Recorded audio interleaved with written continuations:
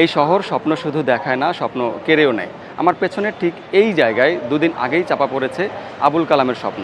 বেসরকারি চাকরিজীবী আবুল কালাম আজাদ প্রতিদিনের মতোই এই খামারবাড়ির ফুটপাতের রাস্তা ধরে হেঁটে নিজের কর্মস্থলে যাচ্ছিলেন। হঠাৎই মেট্রো রেলের বিয়ারিং প্যাড খুলে পড়ে তার মাথায়।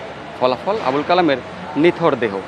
শৈশবে বাবা মাকে হারিয়েছেন, এরপর বহু কষ্টে মানুষ হয়েছেন ভাই বোনদের কাছে। বিয়ের পর স্ত্রীকে নিয়ে এই ঢাকায় থেকে হয়েছিলেন। একটাই স্বপ্ন, কেটে যাবে এই কষ্টের দিন। তবে নিয়তি আবুল কালামকে বিদায় দিয়েছে, আর স্ত্রীর সাথে অতি আদরের 2 সন্তানকে ফেলেছে অথৈ সাগরে। এখানে জীবনের দাম খুবই সস্তা। আবুল কালামের দাম নির্ধারিত হয়েছে 5 লাখ টাকা। পাশাপাশি তার স্ত্রী আইরিন আক্তার পিয়ার এই মেট্রো রেলের চাকরির আশ্বাস। আসলে কর্তৃপক্ষের গাফিলতিতে এরকম এক একটা দুর্ঘটনা ঘটে, আর এক একটা তাজা প্রাণ চলে যায়, যার মূল্য কেবলই কিছু টাকা কিংবা পরিবারের সদস্যদের একটা চাকরি।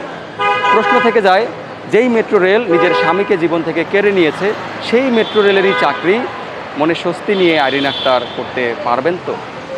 মাসুম খান, নাগরিক সংবাদ, ঢাকা।